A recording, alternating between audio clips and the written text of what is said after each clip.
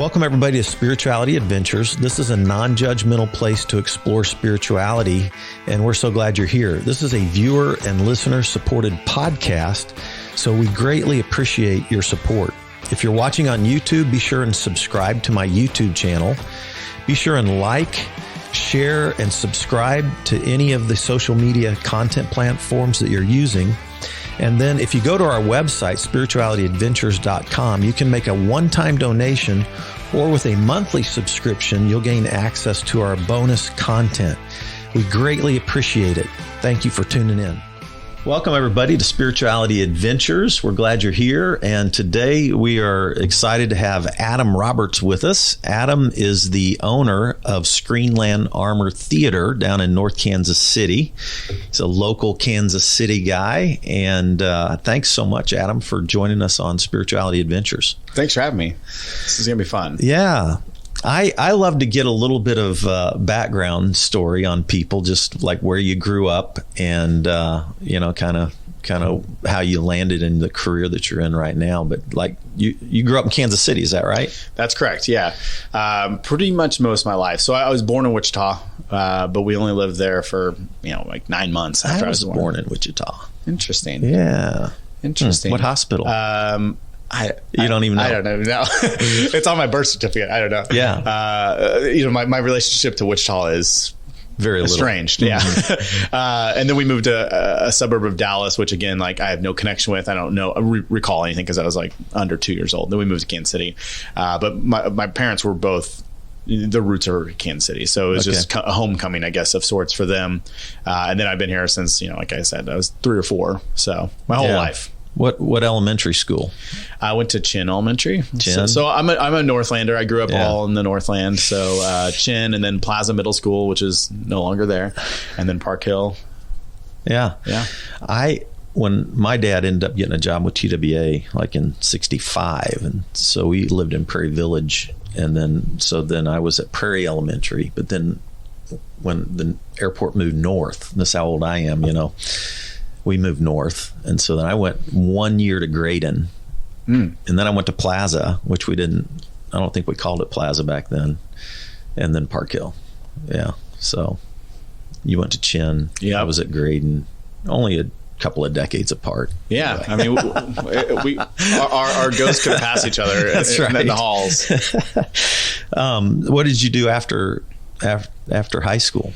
Well, I did, I think what a lot of people do now, which is kind of skirt the earth and try to figure things out. For 2 years, I just kind of worked in a pizza place and did that thing, just kind of was a kid for a little bit. And then I tried to figure it out. So I've always wanted to make movies. That's been like my thing my whole life. Like when I was 13, I hand wrote my first script and I was like, this is it for me. I'm going to make movies. And I didn't really know how, but I was obsessed with learning how to make movies. And my parents had a little like VHS camcorder at the time, and it like half worked. My dad had like probably a lot of dads in the city had filmed for whatever reason the flood of '93. Well, in that time, it got a little wet. The camera didn't work so well, but it like basically functioned. It turned on if it was plugged in, and it kind of would record sometimes. But it gave me like I kind of understand what this is because I see photos of filmmakers, behind cameras. So I understand the concept. So it was like a real self-taught thing. And I just kind of learned to make movies on my own, like doing internships, like worked at the. Yes, this is fascinating for me. So at 13, what was it just because you love movies? Was anybody in your family a writer or a producer or anything like that? No, not a single real connection. It was just like I fell in love with movies. Like, so you just grew up in a family that goes to movies like every family. Yeah. I mean, we didn't even really go to movies that much. Like we kind of did. Like my dad really liked movies. We had a big collection of movies. He was, like a real entertainment guy. So he had a huge record collection. He was big into buying VHSs. He had, for himself, but we'd all shared as a family, like a Super Nintendo and a Nintendo, which, were like mostly his, but we got to also play with them. So he liked movies and we would go to movies every so often. But like we didn't like growing up, like we were like kind of a house family. Like we would go like shopping and stuff. And like, they were just like home buddies kind of like, we didn't really go on vacations. We would go to movies sometimes, but not very often. Like, I don't think I ever went to cognitively remember going to a sporting event, except for hockey games when we had the Blades here, because my neighbor was a Blades player. So I got to go with them because I loved hockey when I was growing up. But so like we didn't do like a lot of this stuff. My older brothers did, but like my sister and I are the younger half of the siblings. We didn't really, we got the shaft, I guess, when it comes to doing like those types of things. But the video store is like where I kind of connected with. So, and that happened when I was like 9 or 10, because we would go rent videos. Okay. And you know, every weekend was that, and that kind of became my habit until I was like 17 or 18, and I worked at a video store. So it was like the video store is really where I became like, was kind of like my self-education and you know, really falling in love with films. And then internet was really early, so I'd just like print off like, you know, dissertations on like film and like theory and like interviews and stuff, and would be you know, have them in my binder in middle school, like you know, the making of this, of like Kevin Smith's Clerks or something, like how did this person make this movie for $30,000 and you know, get a release and all this stuff. And it was like, so when I was like 13 and 14, I was just like obsessively learning and reading and like, I just want to do that. It seems wild. like I could do that. That's good though. And then, so like throughout high school, I was learning and building those things. Afterwards, I was like, how do I translate everything I know about film into a career in Kansas City? And at the time, there was virtually no film production here. It's changed significantly since then. But what year would this would have been like 2005, 6. Okay. So digital technology was just becoming available. Like you weren't filming on your iPhone. You didn't have an iPhone. There wasn't one. There wasn't an iPhone. You were, you know, HD was just coming out. 1080p was just becoming available. So I did what any dumb kid would do and weighed the options of, do I want to spend, you know, $25,000 going to film school?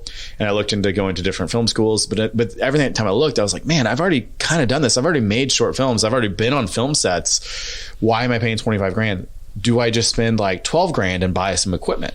And so that's what I did when I was 20. I saved up a little bit of money and took out a loan, and I was like, I'm just going to give myself my own film school that is in my house, I have all the equipment available. And that's what I did. So those first couple of years was just like working really hard. You know, I had 2 jobs at that point, and then I bought ended up being like $15,000 in equipment. And it was just like learning to make movies with my friends. And then it was like, well, I spent a lot of money I don't have. Now I got to pay that debt down. And so that was like kind of like my early 20s was just like trying to figure out how to pay this debt down. Cause I was like, I'll just shoot weddings and commercials and that'll pay it down. And then I did a couple of each, and I was like, this is not what I want to do. This is not the creativity that, you know, I got into this for. It was kind of like soul sucking to do those types of projects. And so I was like, well, I'd rather work like 2 jobs, like serving tables and, you know, making pizzas, than doing that, than making these, because it just felt like it was against everything I believed in. And then that led to me getting corporate jobs, working at H&R Block and Sprint, and getting in tech somehow, early tech days when nobody questioned anything, and you know, getting into that. But it was just kind of this, you know, weird space of, I don't know what I want to do. I just want to work in movies. And that eventually led to, you know, somehow owning a movie theater at 26, which was, you know, nowhere in my wheelhouse. I'd never worked in a movie theater. Yeah, I interviewed Patrick Poe last week, and so you're the second filmmaker that I've interviewed, and I'm assuming some of my audience is a lot like me, in that like I didn't know the difference between, I mean, I know a feature film, but then what the difference between like a short was, and then like something that's even shorter than a short, which is what's the name for the stuff where you literally shoot it in one spot. It's I forgot the name of what he was talking about doing like a sketch. Yeah, sketches. The difference between a sketch and a film short, and then of course a feature and all that kind of stuff. So did you get your start in like the stuff you were really wanting to do? Was it film shorts? Was it sketches? Was it full feature? It was always like features. Okay. It was always just making features. Like I didn't, there's a blip where I had to like do, you know, in front of the camera stuff. I didn't really like acting. That was never my thing, but I did like writing, and I did like directing and using the camera, but I never really liked photography that much. But I did like everything film related, and you know, but it was always features. It was always because that's what I grew up watching. It was like movies. So have you done features? So I've never made my own feature. I've made a lot of shorts. I've worked on a lot of features. But so the one hesitation I have is like I get so into my head about like what is your first feature, and it's like mostly because when I was back to when I was in 6th, 7th grade reading those things, it's like that people accidentally stumble upon a really good first feature, and it's usually out of necessity. You know, like nobody's making a movie for $30,000 because they want to make a movie for $30,000. They're making a movie for $30,000 because that's all they have, and they have to make a movie for that much. Whereas in my head, I'm just so in my own, like, it has to be like, you know, you'll know it, and maybe it'll take me, you know, 20 years to make that movie. And I think the older I get, the more I'm like loosening up a little bit. And, you know, in the last like 18 months, like throughout the pandemic, I wrote more than I've written in like a decade. I wrote like 5 feature scripts, which is just absurd. And it was just kind of getting back to my roots and like freeing up my time and get like really focusing that I need to get back to making movies, because you get lost in the being self-employed, you know, running the businesses I've ran over the last decade. Like it, you know, scratches an itch in a way, because you're still working in that environment and you're still doing creative stuff, and it's still for yourself. But then it's like you look at, you know, the whole pie in front of you, and it's like, well, this has been fully untouched for 5 years, it seems. So did you start Waste of Mind Films? And that's a company that you started to do the stuff that you wanted to do. Is that right? My Filmworks, yeah. And then did you start putting film shorts out there in film festivals? Different places? So I actually started that company when I was 17, and I was like figuring out how to like run a company, and you know, kind of like what is an LLC and all that stuff, not knowing that in like 10 years I'd really need to know a lot more than that. But yeah, I mean, like that was for everything. That was for like my, you know, wedding stuff. It was for everything. Okay. It was just the banner. Yeah. And then, you know, I started making my first like real short film. I was 15, and I did it kind of secretively. Like I remember my mom coming home when I had a whole film crew of people at the house, and we had like, you know, 4 actors and like 12 people in crew and all these big lights and stuff. And she's like, what is happening in this house? But yeah, I mean, that was like my first real movie when I was 15 with like a full crew and stuff. And it's like kind of always been that sense, like, you know, short films for me are more like exercises. It's practice for the big game. Okay. And so like there's some people who like are really good at making short films, and I don't know if they can make a feature that good, but they're really terrific at short films, and they do they treat them like features. They go on tour with them, they play all these festivals and they win awards. And then there's like a lot of people who don't really like short films. I'm kind of like somewhere in the middle where I use them for experimentation and exercise, but I don't really like, and I've done festivals and stuff with them, but that's not my goal. Like I know a lot of filmmakers out there who do 3 or 4 shorts a year, and that's all they're doing. And now you can make a living doing that on YouTube, and you know, you can sell your short now. It's kind of a little bit different. You can make money doing it. Yeah. I want to get to Screenland here pretty quick, but I'm curious. It's a little bit off topic, but it's right down your wheelhouse. What are maybe the top 1, 2, or 3 independent films that have like been top grossing films, but that be really truly in that independent market? You know, I know there's a blur, you know, because you start getting the Lionsgate, and they started out as independent films, but now you're like, is this really an independent? You know, how much money are they spending on films? Like what's the bar right now in terms of what's really considered an independent film in terms of budget? Like current day, things are so weird right now. We're in, you know, Hollywood, you know, and independent film included, is all in this like change because of not just because of streaming, but because of the pandemic, but mostly because of the technology, because we have 4K cameras that look great in our pockets. And because of that, we could truly make whatever we want, whenever we want, however we want. But it reduces that cost, right? So where we talk about Clerks was $30,000 and they shot on film, that same movie was going to be like $5,000 today or less, because it's just a couple friends hanging out making a movie. You know, it's what your time is worth and what is being wasted in front of the camera, whether it's like props or costuming or whatever the cost may be.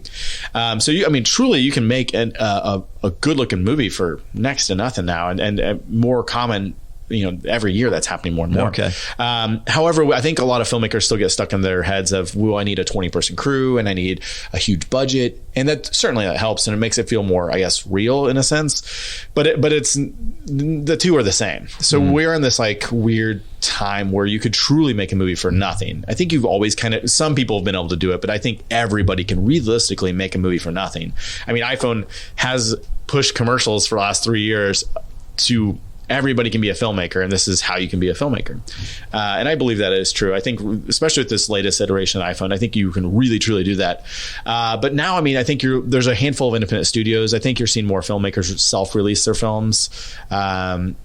There's studios like IFC and Magnolia and Neon and A24. Those are like kind of the mid upper tier of the indie stuff. And then there's a lot of like kind of no-name labels, much smaller labels that just kind of get by, and they get by on VOD and stuff like that. But you're really trying to get like one of those top 5 to purchase your film. And if you get really lucky, you get somebody like Paramount that just goes all in at like Sundance. But the festivals are really what keeps filmmakers going now and really gets the spotlight on them. And that's where I think people really want to make good short films, because they can get into festivals and maybe, because that's how it was happening in the 2000s. Like a lot of filmmakers are coming out music videos and short films, but now everyone does those because you can even cheaper do those on your phone.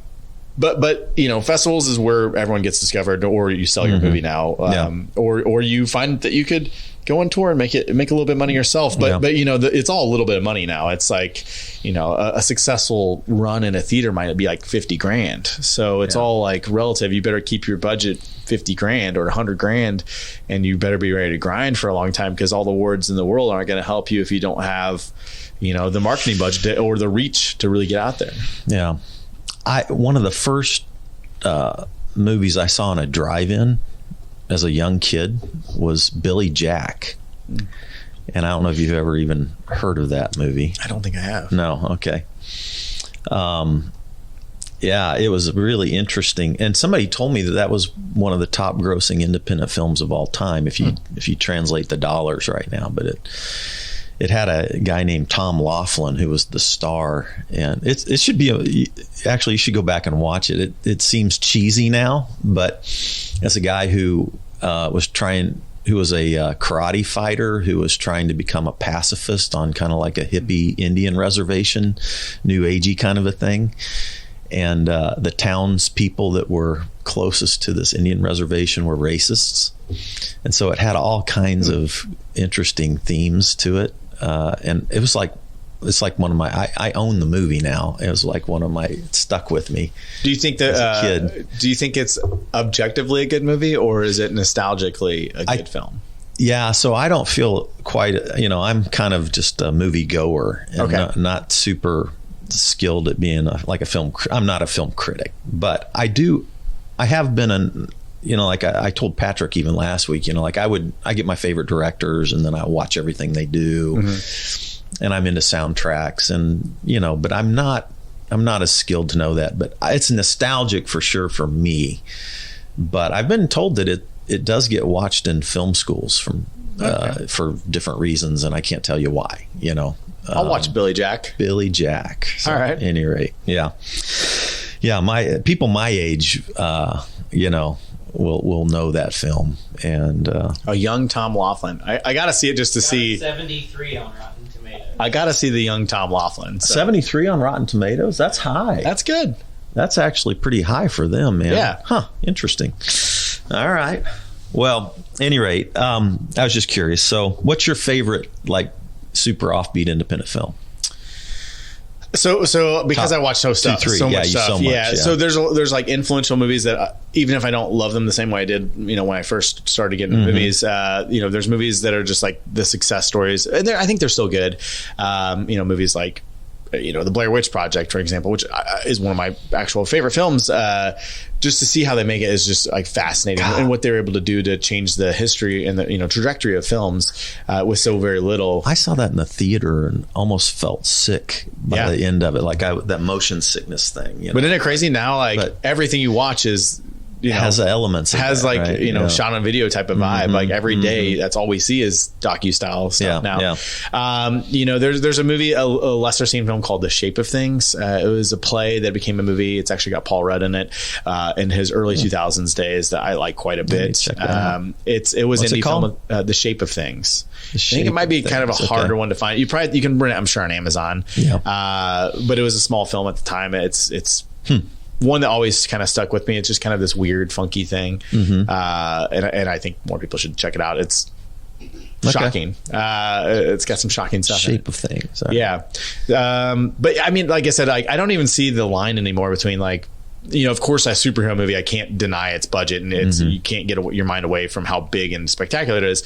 But erasing those like handful tentpole films we see these days, like everything else kind of blurs the same for me. Like I think independent films are made just so well that they feel like the $30 or $40 million budget. So I don't really like modern stuff. Like I don't really discern a difference unless there's like something that just looks like it was made for $50, and it's like a movie that I guess recently that came out. It was called The Endless, and these guys wrote, directed, produced, they shot it, they starred in it, and this movie looks like it's a tens of millions of dollars film, and it's about two brothers that survive this UFO death cult and go back to that cult as adults now, where they haven't been back since they were kids. And it's not really a horror film. It's more like a sci-fi drama, family drama. And it's tremendous. And what you see on screen, you're like, how did they make this movie for like $50,000 or whatever it was? It's like a huge in scope film. So you see films like that, and then you're like, okay, give these, and they're doing a Marvel thing now because of course they are, right?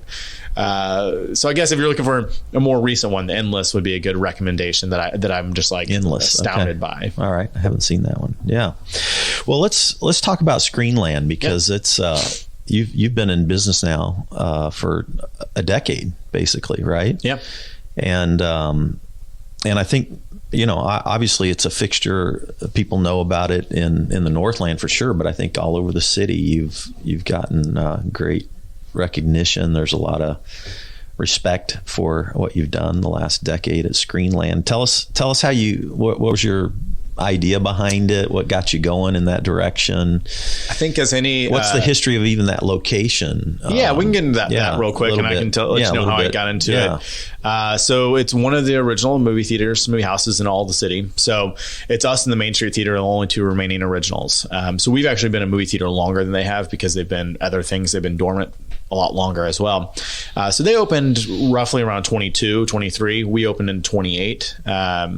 So just a couple years apart, and that would be the B&B Main Street in Power and Light. Back in the day, everything was 500 plus seats. There was no stadium seating. It was just like flats, and then you had balcony seating, and usually a riser above, and that's how we were built. And then of course, in the 20s we were showing silent films. They didn't last too long. We had talkies pretty quick after we opened. So Screenland Armour opened when?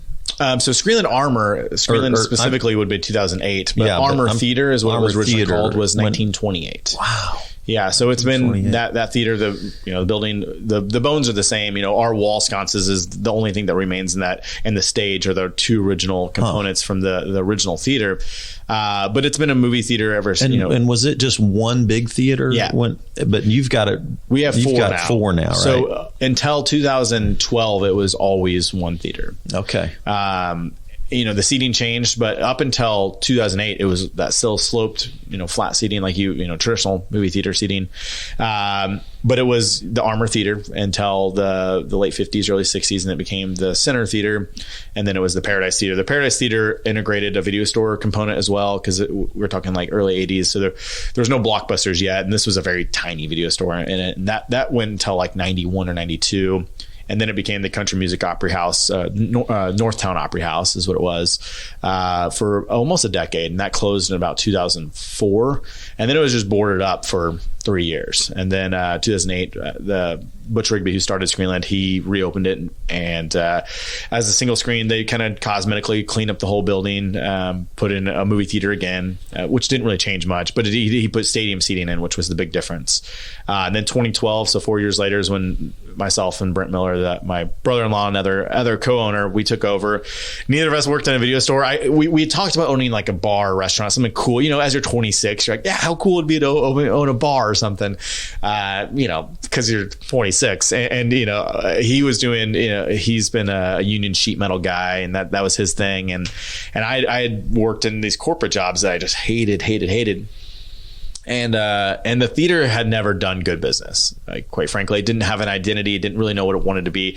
Running a single screen theater is a very difficult thing, especially in a city like Kansas City, where we're the birthplace of the chain theater. The multiplex and the chain theater come from Kansas City. We're not the first place. Is that AMC? Yeah, AMC started here, but then also B&B started here, right? And also who Dickinson. was the owner? I think I knew one of the owners of B&B. I'm trying to remember. Bob Bagby's the top. That's guy. not who I know. But the Bagby's is one of the B's in the B&B. I'm curious, yeah. And they've been around forever. But we're talking all these theater chains started here, grew out of here. I even read a stat one time. As a pastor in Kansas City, I was always studying demographics and all this kind of thing. And Kansas City, I hate to say this because I love Kansas City. I'm a Kansas City kid, but it was. You go to some cities in America and they're really fit and active, and they're known for their outdoor lifestyles and fitness and all that kind of stuff. Kansas City's not one of those cities. Yeah, well, I think we're becoming that. It was mind blowing when I went to Chicago when I was 18, and I'm like, everybody's riding bikes everywhere, everybody's running. It's like there's parks everywhere. Yeah, I think we're starting to connect the city a little better. Yeah, I think better. Not having bike lanes really for my whole life until the last couple of years. Really, you don't realize how hard it is to get around until nothing's connected. There's no safe way to travel. I used to ride 10,000 miles a year on my bike. So on roads. So I understand, but no, it was at the time when I looked it up, we were as far as people who went to movies, we were one of the top movie going per capita, cities in America. Yep. And we also have, and then we also had our fair share of obesity. Yeah. I don't know if I hope they don't correlate. Right. But we also had the most individual screens per capita, the highest in the country. So not only do we have the most, this crazy attendance per capita, we also have more individual screens. So that doesn't mean individual theaters, but you have these multiplexes that have 20 or 30 theaters in them. Mm-hmm. And we have the most of those. So it's just, you go to even, LA or New York, you don't have as many theaters as you do here. It is absurd. And we have so much space. So, not only did we birth this multiplex and these big chains, but we also birthed these giant, ridiculous box theaters, that are 40-foot screens and things of that nature. And really kind of changed the way people see movies. They think that you have to have, 4-foot or 40-foot screen, that your butt rumbles and is warm and someone's sprays you with water, and all smell-o-vision and all this stuff to really think that they're getting their dollar worth. But, the reality is the movie's the same. And if anything, those are going to make the movie worse, in my opinion. And, it's, if you're sitting in your house watching something, I come in and spray you in the face with some water. I don't know, just because there's water on screen, does that sound like a good idea? Yeah. I don't know. But, there's these weird bells and whistles. The Kansas City is just constantly churning out. And unfortunately, most of the demographic here goes to those and pays that exorbitant fee for an experience that, I don't know. Is it better, or is it just what you think it should be? Yeah. So, we've been this weird theater for this whole time. Independents have been dying. And you kind of opened it with a bar, is that right? Yeah. So Screenland, one of the first. Yeah, that was pretty cutting edge. Yeah, wasn't it? Yeah. Yeah. So that was old Butch thing. When he started Screenland, he started it in the Crossroads in 2004, 2003, and he was the first in Kansas City to get liquor in a movie theater. He had to change, work with the state to get that allowable. Okay. He also was the first to have couches and recliners. Yeah. So, and that wasn't anywhere. Yeah. So we were one of the first 5 theaters. I went. Yeah. Yeah. And that's just, now it's commonplace. Everyone has recliners, everyone has alcohol. And that's just, it seems like a weird thing, but you had to change laws, it's just one of those weird things. And eventually I was just so burnt out from working for my corporate jobs and just over it, that it was if I could borrow a little bit of money, I could probably take over this theater. And, we didn't buy the building or anything, but we took over the business. And that's what we did. We put together a business plan, and I was able to fortunately beg, borrow, and plead to borrow a tiny bit of money from my grandfather. And it took a long time for him to say yes, because it was just, begging and begging, and really proved the business model that we were going to really, pay him back. And he let us borrow this little bit of money. And I quit my job the next day, and we took over this theater in August of 2012. And I worked every day for, 2 years, and Brent would work 2 jobs. Just full blast. We didn't have really any employees. We had like one projectionist, because we were projecting film at the time, and neither of us had worked in a movie theater, so we had to have somebody. But I would just work open to close every day, and like one person, and eventually we hired a high school kid. And then, it was just kind of grinding it out. But the idea was, we want to be the cool theater that didn't exist here, because when I grew up, it was just chains. There was the Fine Arts theaters. They had a couple theaters, and there was the Tivoli, and then, the one Screenland, but they were like 1 or 2 screen theaters, and they were kind of all spread out a little far away. And they mostly showed like foreign and art films. They didn't show new mainstream stuff. Yeah. So while it's good, it was good that there was those outlets. As a younger person, I was like, well, where do I go see? I don't want to go necessarily to see insert movie at AMC. I would rather go to, the Screenland or even the Tivoli or whatever it is, but they just didn't show them. So there's like this missing, component I saw in the city. And that was like, my business plan was like, we want to be this cool hip thing that shows movies big and small. We show everything. We don't just show art, and we don't just show mainstream. We show it all. And then we show classics as well. And we do special events. So it's just like, we're going to do everything that nobody's doing here.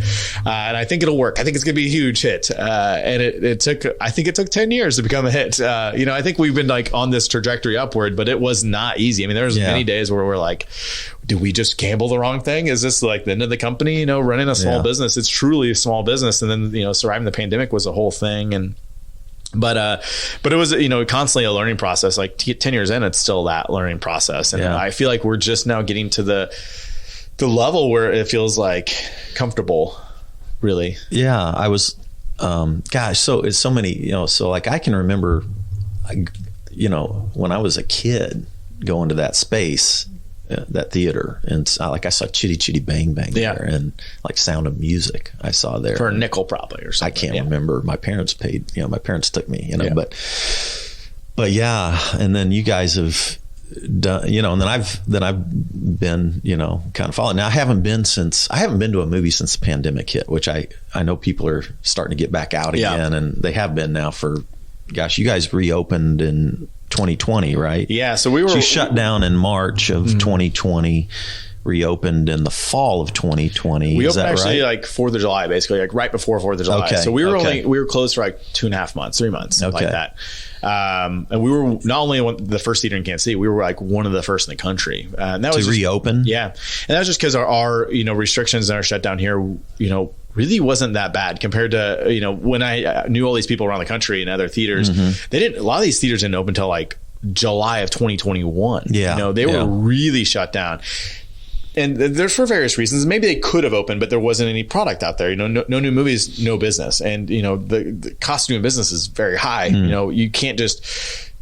one person can't run a 4-screen theater. It's just impossible. And maybe you can, but you can't run it well. And are your customers going to come back and all this stuff? But it was, there's a learning curve. It was being very nimble last year for sure. Yeah. To survive to this point. Yeah. How did your income flow change? Was it from I'm assuming that you dodged a little bit here and there. It was wild. So we were coming off of, we had 2 businesses at the time. We had an arcade restaurant called Tapcade in the Crossroads, and then we had and it also had a movie theater in it, and we had Screenland Armour.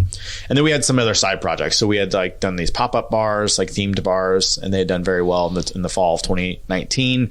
And then we, have our film fest, which was early, right before the pandemic. Yeah, I want to talk about that a little bit too. So we had all these other incomes, and we had a great year. So fortunately, we had a little bit of extra money than we normally did in our bank account. And then, when things stopped, it was like full stop. I don't know, for at that point, 8 years, I've gone every day working nonstop, but all these different places. And it was truly when you unplug from everything, there's no dollars coming in, but the dollars are still spending. It was incredibly scary. And I was like, I don't know what we do here. We're all figuring this out together.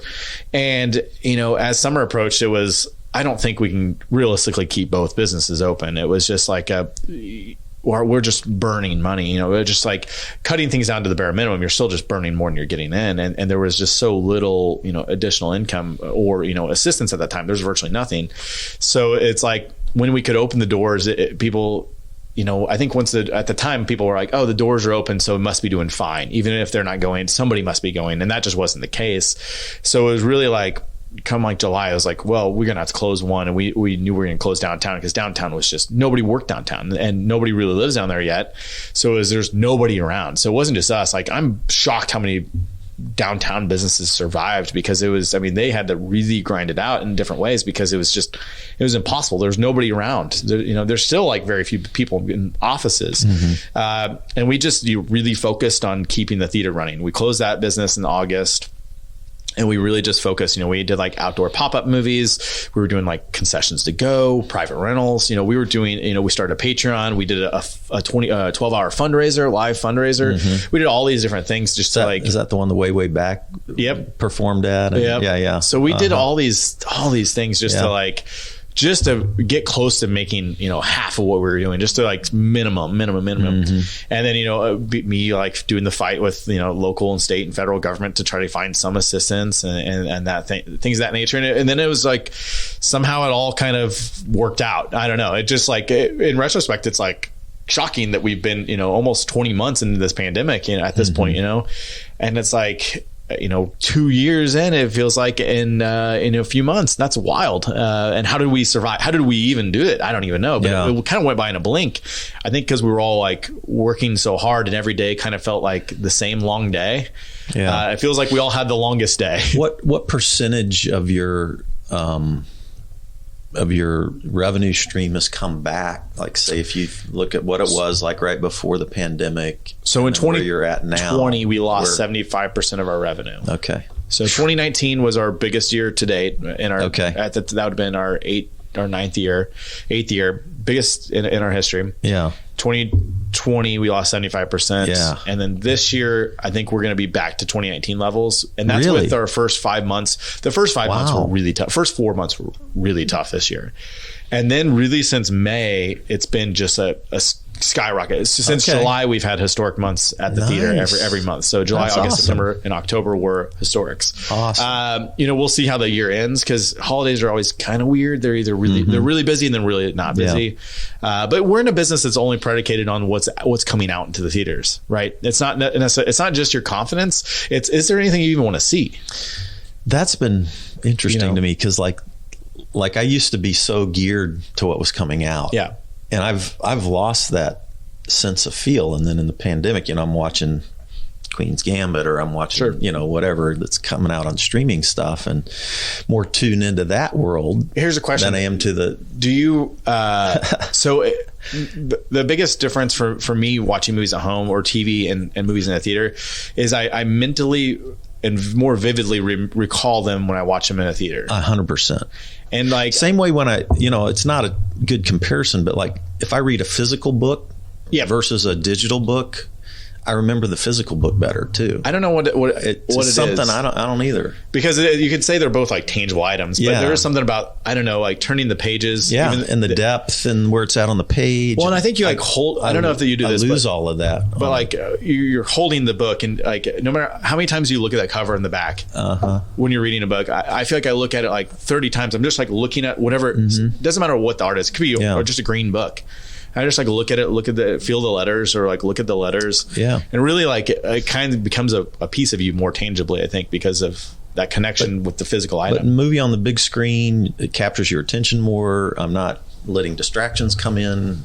Definitely a better experience. But I think you're not in the minority. I think there's a lot of people that are trying to get back into habits, and it's still kind of weird.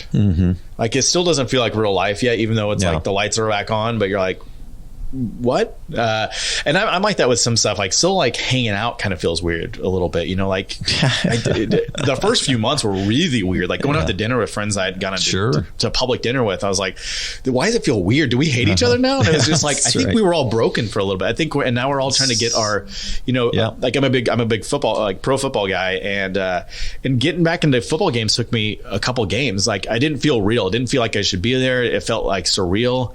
And now like it took me like 3 or 4 games of going to feel like, oh no, this is okay. I like this again.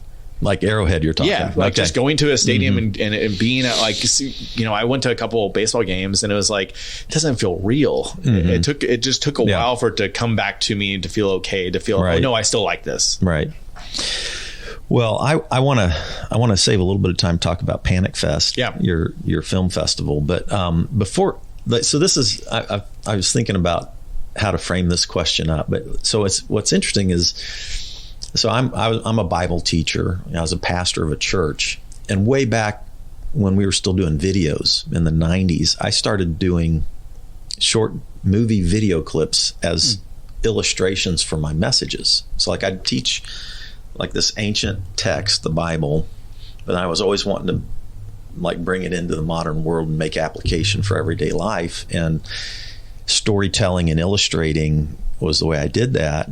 And I'd either use a real story or I would watch movies, and then my brain would integrate it with the Bible. And so like I mean most all of my sermons had video clips, or like Matt and I would get a story of somebody that tied in and shoot that and use that as a kind of a thing. So I've shown hundreds of video clips. Like I would find it, edit it, we'd shoot it. It's a public setting. We weren't paying for anybody, and usually 2 to 3 minute clip. And so I've done this for decades, right? And so you're watching 200 to 300 movies a year. Yeah. When I talk about spirituality on our podcast, I talk about connection or belonging to yourself, connection or belonging to other people, and then connection to something greater than us that's loving and caring, hopefully, right? And so like, what's your spiritual journey, and like what are some of the most, like if you just using spirituality in the broadest term, what are some of the most spiritual movies that have like touched you in a way that you're like going, wow, just like that touches you in a way that's maybe different or deeper than it makes you feel like something else is out there or something, So I think more recently the movies that have touched me have been more about like time and like the limited time we get, at least in this current state we're in, right? And so whatever that means, it's just like the how finite our bodies and life are, and even if they're not good movies, it's just those ideas that have really resonated to me. And I feel like I've been pulling that string out of like every movie or show. Like I'm like, man, is everything about like time lately or death? Is that like not in like a dark, depressing way, but like in like a just finite way, and like you gotta live your life type of way. So I don't know. Like in terms of like ones that have touched me like spiritually, I don't know if there's any.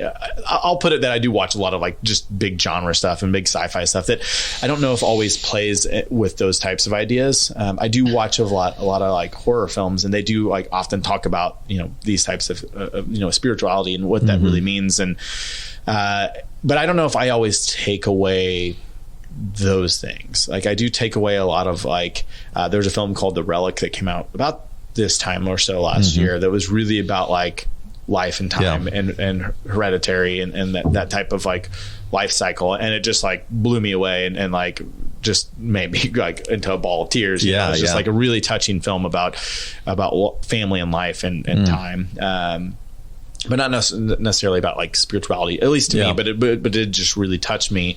But I think I like ghost stories, I think, in a way, because it makes me so I'm not overtly a very religious person. I'm not an atheist. I'm just like, I don't know. Right. I'm kind of like I guess you would say agnostic, but even that's like too much of a label. I'm more of like a hopeful person. I don't know.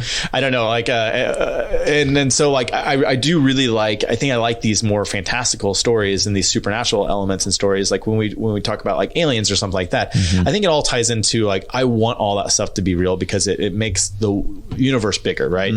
Like I want everything in the Bible to be real. I want that to be real. But then there's the part of me that's like, but is it? Yeah. But it's not like an angry, I think when I was a kid, I was more like, but is it, I think that now as an adult, I'm like, but is it, and I'm like, but I'm so hopeful, I think I so desperately want like all those things, ghosts and the afterlife to be a real thing.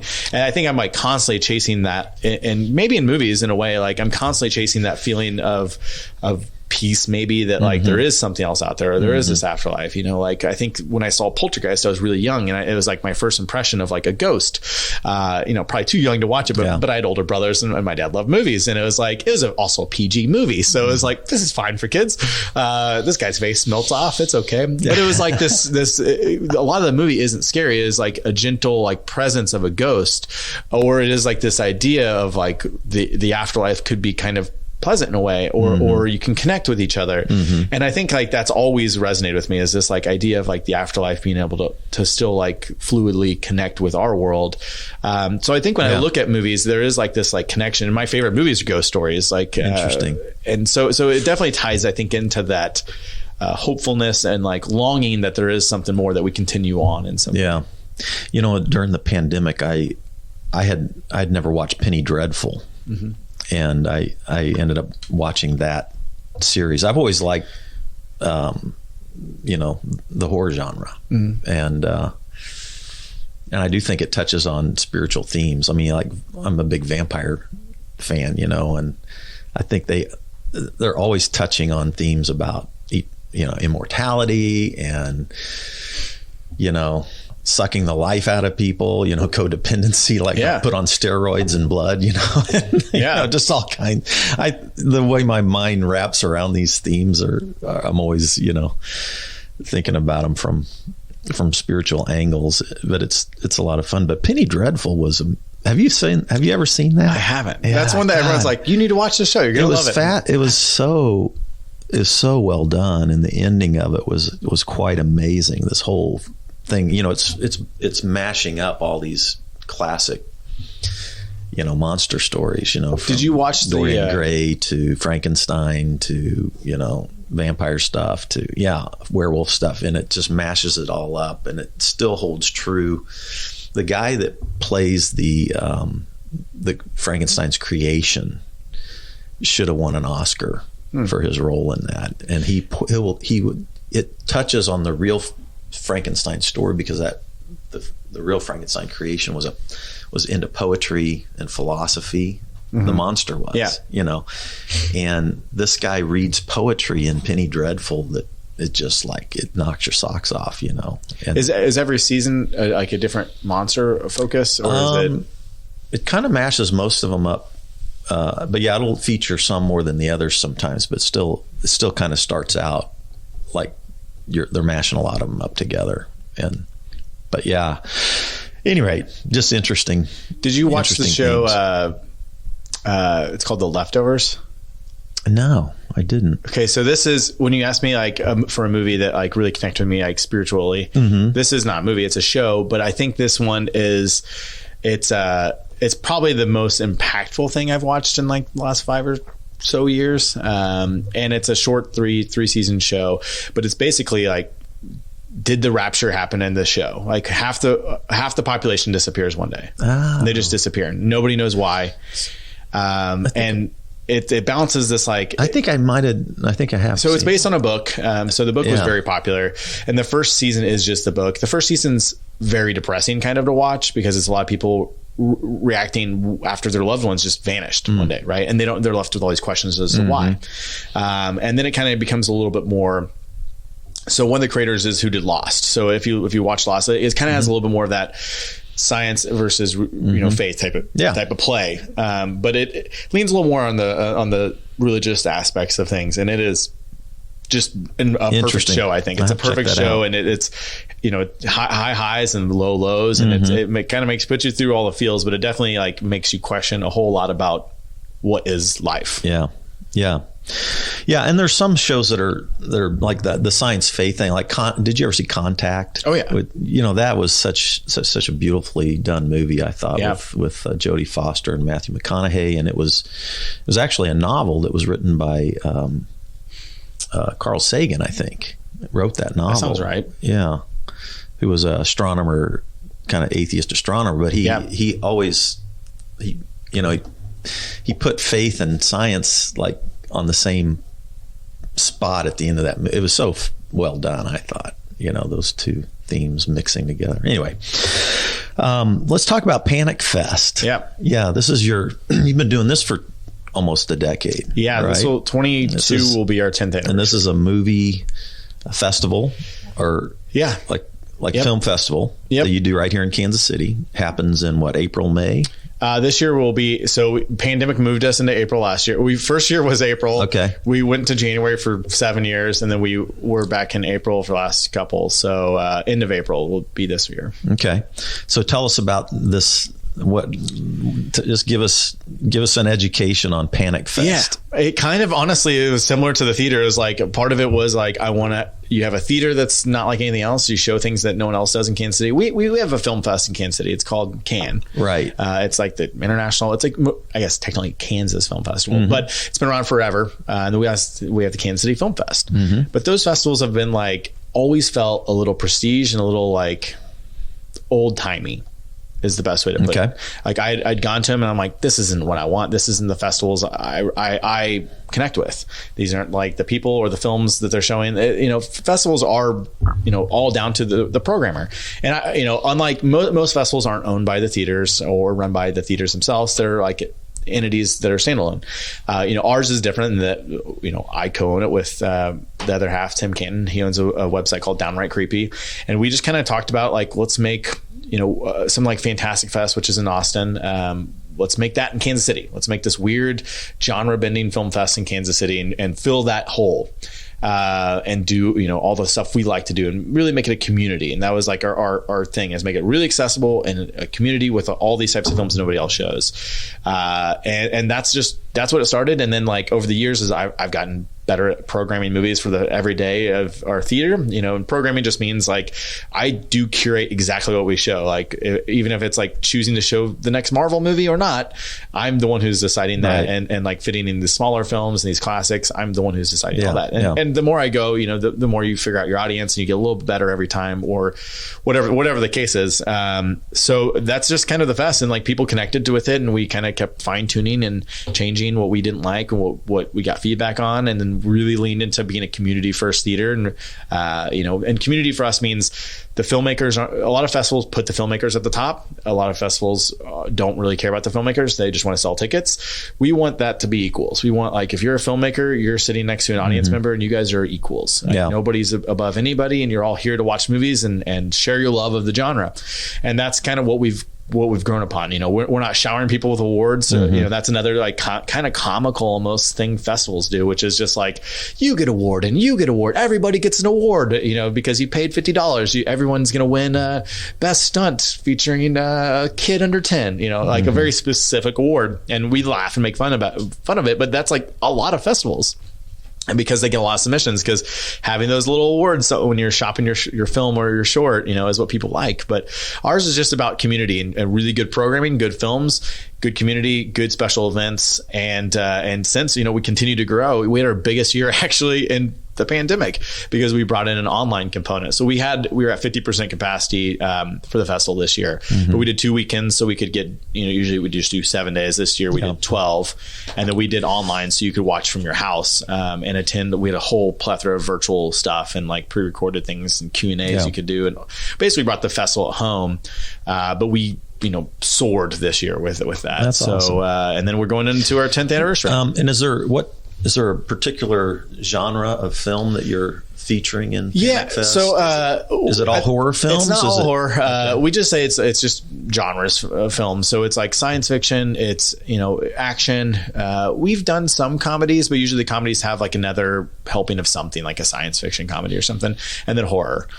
So and anything between, like, a thriller would fit in, or whatever the case may be. Like, we've never done like straight dramas. We've done pretty close, like a drama that has a ghost in it that would be more drama than horror film. But we pretty much go horror, sci-fi, and thriller is what we like to say, because I think the audience knows what that is. You know what you're going to get yourself into. But we've certainly shown, like I said, like straight up action movies sometimes. Yeah. Yeah. So, and is that's several days, right? Yeah. So it lasts, like the general audience, how they can just jump in and we make it really accessible. So movies all day, you can buy a full festival pass, which gives you everything in theater. This year we have a hybrid pass, so you get the best of both worlds, which is you can watch as much you want in person, and then you can go home and watch stuff you miss, because it's truly impossible at any festival to watch everything, because we have 4 screens. They're all playing movies at the same time, and a lot of them will only play once or twice. So you're probably going to miss a lot of stuff, and that's kind of the nature and fortunate and unfortunate of a festival. We program 50 different events, and there's 7 days and only so many hours per day. Yeah. So that's like the best thing we've brought into it that we're keeping. And then there's just a la carte. So if you just want to come watch this movie, you can. You just walk up and watch it. And that's like the most affordable way to just start in, because it's $12 or something to go. It's just a normal price movie. Yeah. But you get to be a part of it. And a lot of it is just like between films, those 40 minutes where everyone's in the lobby together, hanging out, you're rubbing shoulders with each other. And there's film critics, there's, studio people there now, and there's filmmakers and film lovers. And we're all kind of in the same room hanging out and, talking about what crazy thing we just saw on screen. Yeah. That's fun. What have you learned about community, about leadership that stands out to you as you've done this for a decade now? You've built a lot of community around what you're doing, which for me is a spiritual thing. Just when we're connected to each other around things we love, we build friendships that way. Lives are touched that way. I'm sure you've probably had lots of fascinating things happen, just people caring for each other and stuff like that through the community that I'm sure there's tons of side stories that you never imagined that have come out of this community that you've built. I guess I never thought we'd have like customers that became friends and like lifelong friends. And then there's like customers who, remain customers, but are so loyal and dedicated and truly like love the business and what we do that I never really met. I truly really love and defend us and support us in every way possible. I guess like going into it, I never thought like, oh, some of your best friends will come out of this owning this thing and doing this thing.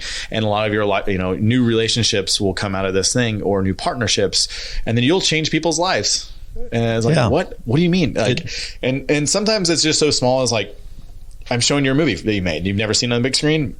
I'm giving you a chance to see it on the big screen. And that's like what that means to you as a filmmaker, or as an audience member, maybe seeing a classic film you never thought you'd see in a million years on the big screen, or, meeting a celebrity or somebody we bring in, or just like what we do for the community, like just in general. And I guess like the sense of community is really what's, I think, changed my life most in the last decade. I mean, it led to me being a city councilman. Like never in my mind would I have ever done that, but it's just like caring for the community and now the residents of North Kansas City, but just really being a part of what we're doing and really trying to curate and help usher in like the best possible future and really change lives, I guess. Like, and I think learning that like the smallest things really do make the biggest impacts in people's lives. And you don't really recognize it until like somebody tells you like, hey man, I was in a really dark place last year and I found your movie theater and I started going every day and the staff is so friendly, and like, and then you see who that person is and you're like, oh, well, they're so quiet when they're here, but like there's those little interactions. Like, you guys saved my life. Like, I was in a really dark place for those 6 months and that became like the only good thing. And it's like, it's almost like feels fake when somebody says that. It almost feels fake to tell that story, but then like having had that story told to me now many times, I'm like just shocked. But it is what makes you want to keep fighting and survive the pandemic. Like movie Pastor Adam, touching lives. But it is what makes you want to keep going. It's like it's not just like keeping people employed. That was a big level of it. It's also, I didn't want to work for somebody else. I'd gone so far, like you go for 8 or 9 years. It's like, I can't give up now because this thing out of everyone's control. You got to fight harder than you've ever fought. And then also keeping everyone employed. And then also like all these people who rely on us to really fill these gaps in, like it's an incredibly important thing. And that really was like, all those things made it quite easy to get up every day and fight every day and not get exhausted and really see the success stories and really just keep going. Yeah, it's great stuff. Well, tell us, help people know how to connect with all that you're doing, both the online stuff and then, of course, the physical location, and maybe give us a couple of things coming up in the future. Yeah. So Screenland.com is where everything's housed. So you can find, like, we do online rentals. We do our Patreon. So we still do like a weekly podcast. We do a watch party once a month. So we do, it's shrunk a little bit. And we were really churning stuff in the pandemic because we weren't. What's your really weekly podcast called?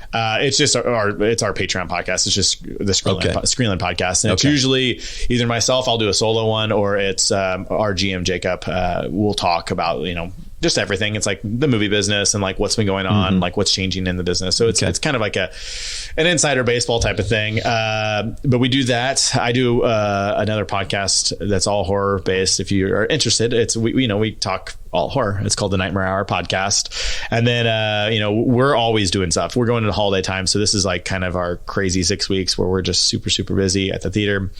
We just wrapped up our outside stuff. And I don't know what's coming up. I feel like I live my life like week to week on events. So everything's coming up, right? Everything always feels like it's coming up for me. So I guess really it's just best to just go to Screenland.com and see what's, immediately coming up. Cause I'm not sure when you're listening to this, it's probably, I could spout stuff, but it'll be dated so quickly. But we're always doing, every week is a special event. We're always showing something new. And then Panic Fest, as you said, is April of 2022. Tickets and details will start coming out early next year. Okay. Awesome. Well, thank you so much for joining us at Spirituality Adventures, and thanks for what you're doing for the city. I think this is a great service to the city, helping connect people as well to some great movies and creating community and doing all the service that you've done. Thanks for doing that. Thanks for having me. So appreciate it. Thanks everybody for tuning into Spirituality Adventures, and we'll see you next time. This concludes today's episode. Thanks for tuning in and listening. Remember, if you're watching on YouTube, subscribe to my YouTube channel.